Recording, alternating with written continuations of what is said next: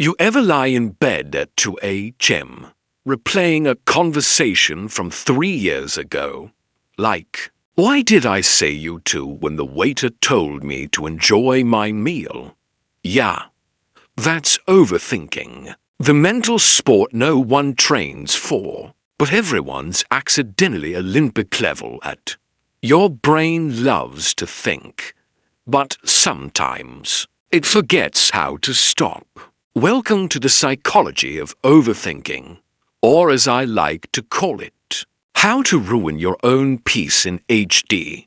So, what actually is overthinking? Basically, it's when your brain takes a tiny, normal thought and builds an entire Netflix series out of it. Something small happens, and your mind goes, let us analyze this from 56 emotional angles and for alternate timelines. You're not solving problems. You're just stuck in the loading screen of your own brain. Why we do it, okay? Here's the wild part. Overthinking isn't just random chaos. Your brain actually means well. It's trying to protect you.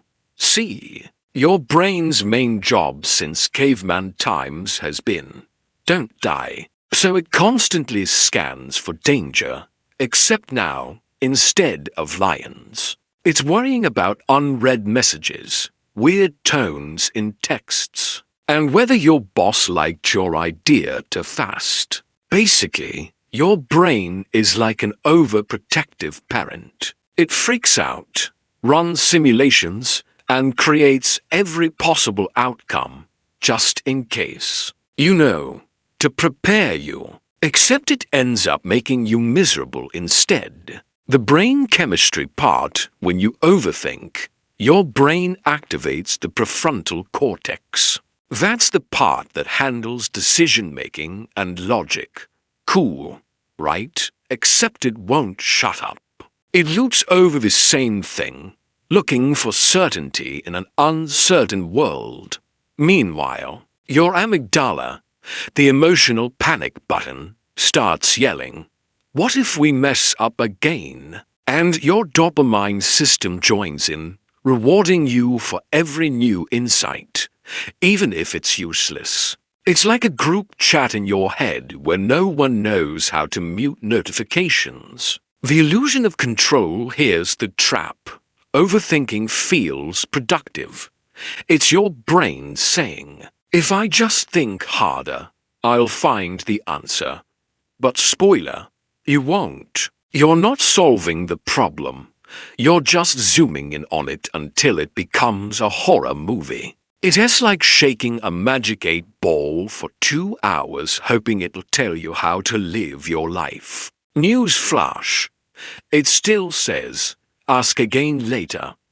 Why it feels so real when you overthink. Your brain releases stress hormones, cortisol, and adrenaline. That's why your chest tightens, your thoughts race, and suddenly you're wide awake at 3 a.m., thinking about an email you sent perfectly fine. The more you think, the more your brain thinks thinking is helpful.